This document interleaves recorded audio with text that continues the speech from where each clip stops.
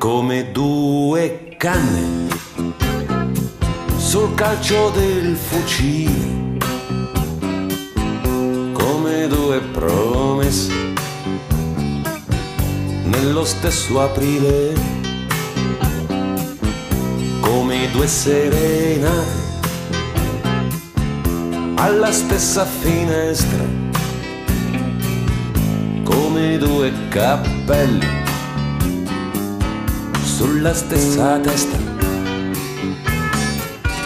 come due soldini sul palmo della mano, come due usignoli, pioggia e piume sullo stesso ramo. Titti aveva due amori, uno di cielo, uno di terra, di segno contrario, uno in pace, uno in guerra. Titti aveva due amori, uno in terra, uno in cielo, insomma di segno contrario, uno buono, uno vero.